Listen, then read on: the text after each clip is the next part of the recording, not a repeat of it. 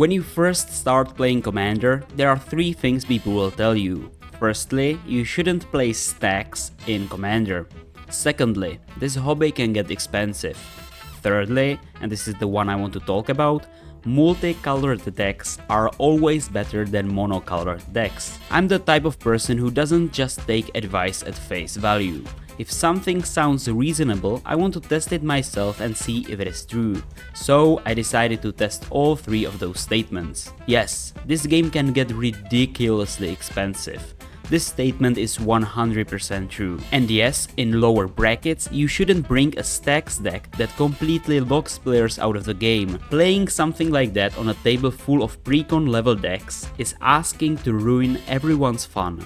Also, players connect the word stacks with pub stompers, but that's a whole other video I could make, and for now, let's just agree on those 2 points. But the last one, the multicolored decks are always better thing, that's the one I found myself strongly disagreeing with. At least when we are talking about the bracket 2 and bracket 3 games, the ones where players are using precons and upgraded precons, not high-end competitive builds. About 6 months ago, I built my very first zombie tribal deck. My friend recommended me to use Wilheld as my commander, because he's one of the most popular zombie commanders out there.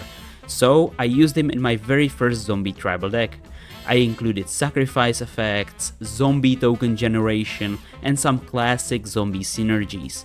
And honestly, it was a great deck. Zombies with Wilheld are fun to play, and I would recommend him to newer players if they were starting their first zombie tribal deck. But after a while, something about that deck felt off. It wasn't that it didn't work, because it did work, but it felt like it was missing a certain direction. It was trying to do 2 different things at once, and neither was hitting as hard as it could. So I started digging around. I went to EDHREC, filtered through every single zombie commander I could find, and eventually I found a commander I had never heard of before. Kalitas, Traitor of Geth. Kalitas is a mono-black commander, and his ability is simple yet brutal. Whenever a non-token creature an opponent controls would die, it's exiled instead, and I create a 2/2 zombie creature token. That's it. Clean, direct, and very powerful in the right deck. So I built the deck, sleeved it up, and took it to my LGS. Within the first game, I realized this was way more fun than my Wilheld deck. It had a clear identity, it interacted with the table, and it did exactly what I wanted without splitting my resources between 2 colors. That made me stop and think, why is it that everyone says that multicolored decks are always better than monocolored decks? I thought about it and found 2 main reasons why monocolored decks are better than multicolored decks in lower brackets. Reason number 1. They are cheaper and easier to build. This Kalitas deck has 37 swamps. That's it. No dual lands, no tri-lands, no shock lands, no expensive fetch lands, no color balancing at all. I don't have to think, do I have enough blue lands? Do I need to cut a swamp for an island? Should I add another color fixing land? Nope, it's all swamps. And swamps, or any basic land, really, have huge benefits. They are extremely cheap to buy. They enter untapped, so I can use them right away. My mana base never fails me because I never have to worry about drawing the wrong colored mana. For new players, this is a massive advantage. You don't have to drop $20 to $30 just on lands to make your deck function smoothly. You can throw in 37 basic lands for a few dollars and you are good to go.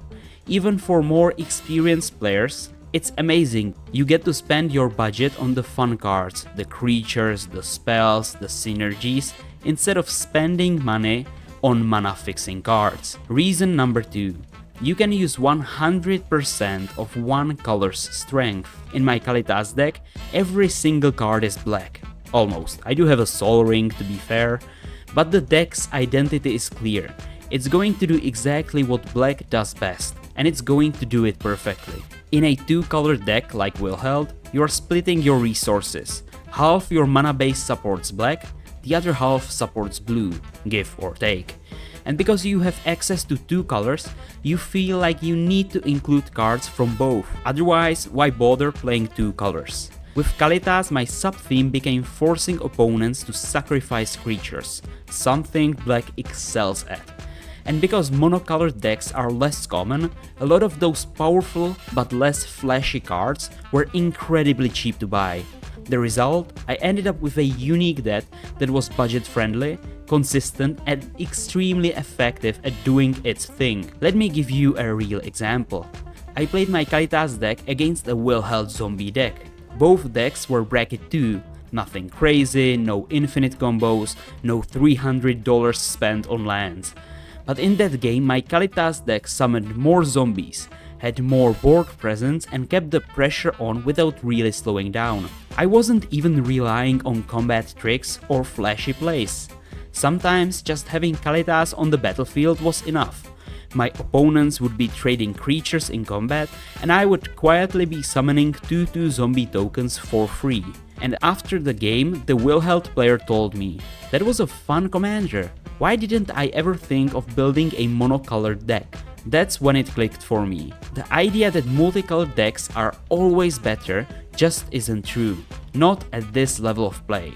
Now, to be fair, in competitive EDH, things are different. Multicolored decks dominate there for a reason. Access to more colors means access to more combos, more tutors, more interaction. But monocolored decks can hold their own, especially in bracket 2 and bracket 3 games. They are simpler, cheaper, and you can lean into one color's strength without spreading yourself too thin. That clarity of purpose can make the game more fun and consistent. Of course, I'm not saying that multicolored decks are bad or never have their place. Far from it. Playing with more colors opens up crazy cool combos and interactions. And at the highest level of play, that flexibility is often necessary to stay competitive. But if you are playing with precons and upgraded precons, don't feel pressured to use multicolored decks just because you've heard it's always better. Sometimes sticking to one color is exactly what you need. At the end of the day, Commander is about having fun and making decks that you enjoy playing, whether that's a flashy 5-colored build or a streamlined monocolored deck. It's your game. So if you've been thinking about trying a monocolored deck but were unsure, I hope I have shown you that it is worth giving a shot. You might be surprised how powerful and consistent it can be. If you enjoyed this video, I highly recommend you to watch this video next. Thanks for watching and stay tuned, my friends.